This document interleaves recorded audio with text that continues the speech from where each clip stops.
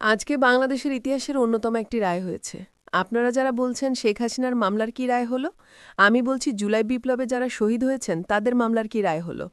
আমরা বলতে চাচ্ছি জুলাই বিপ্লবের শহীদদের মামলায় শহীদরা ন্যায় বিচার পেয়েছেন, রাষ্ট্র ন্যায় বিচার পেয়েছে, প্রসিকিউশন পক্ষ ন্যায় বিচার পেয়েছে। সেই ন্যায় বিচার প্রতিষ্ঠা করতে যে সেই ন্যায় বিচারের মানদণ্ড হলো এই মামলার দুইজন আসামিকে সর্বোচ্চ শাস্তি মৃত্যুদণ্ড দেয়া হয়েছে।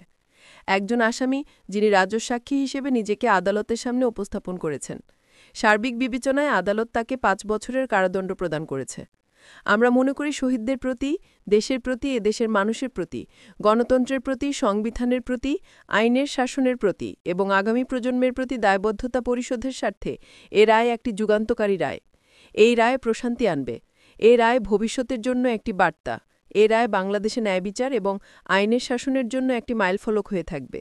এটা আমাদের কথা। সবাইকে ধন্যবাদ। কোন অভিযোগে কি সাজা হয়েছে যদি একটু বলতেন। যে অভিযোগগুলো সাজা হয়েছে আপনারা শুনেছেন, দীর্ঘ আলোচনা হয়েছে। ওনার ৫টা অভিযোগকে ৩টা কাউন্টে এনে ওনারা সাজা দিয়েছেন। শেখ হাসিনাকে একটা কাউন্টে সুপিরিয়র কমান্ড রেসপন্সিবিলিটিতে যাবজ্জীবন জেল আনটিল ন্যাচারাল ডেথ দিয়েছেন, আর ডাইরেক্টলি যেটা নির্দেশনা দিয়েছেন সেখানে তাকে ডেথ পেনাল্টি দিয়েছেন। আইনের বিধান মতে যেদিন থেকে গ্রেপ্তার হবেন সেদিন থেকে সাজা কার্যকর হবে। আপনারা ফিরিয়ে আনার ব্যাপারে কোনো উদ্যোগ কি অবস্থা আসলে? এটা রাষ্ট্র আইনিভাবে যা যা করণীয় সব করবে। একটু আপডেটটা যদি বলেন যে অবস্থা, রাষ্ট্র আইনিভাবে যা যা করা সম্ভব সবটুকু করবে।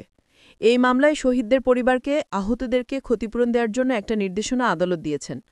আওয়ামী লীগ নিষিদ্ধের প্রশ্নে এই মামলা বলেছেন, এই আদালত বলেছেন এই মামলার মধ্যে আওয়ামী লীগ নিষিদ্ধের ইস্যু ছিল না বলে ওই বিষয়ে ওনারা কোনো কমেন্ট করেননি।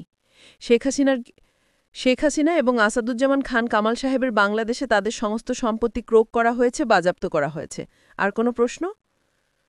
ভবিষ্যতে আইনশৃঙ্খলা বাহিনী কিভাবে দায়িত্ব পালন করবে এই ধরনের যে কোনো মুভমেন্টের ক্ষেত্রে সে বিষয়ে কোনো নির্দেশনা দেয়নি। এই মামলার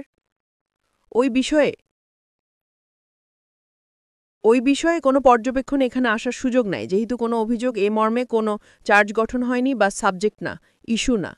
তবে এই মামলার মর্ম থেকে সবাই একটা বার্তা পাবেন কিভাবে দায়িত্ব পালন করতে হবে। রায় বাস্তবায়ন আইনি পথেই হবে, আইনসঙ্গতভাবেই হবে। বেআইনি বা আইনসঙ্গত নয় এরকম কোনো পথ সরকার অবলম্বন করবে না, করতে পারবে কিনা। পলাতক থাকা অবস্থায় আপিল করার সুযোগ বাংলাদেশে না বিশ্বের কোন দেশে আছে বলে আমার জানা নাই। শেখ হাসিনা তো ভারতের বসে গণমাধ্যমে কথা বলেই যাচ্ছেন।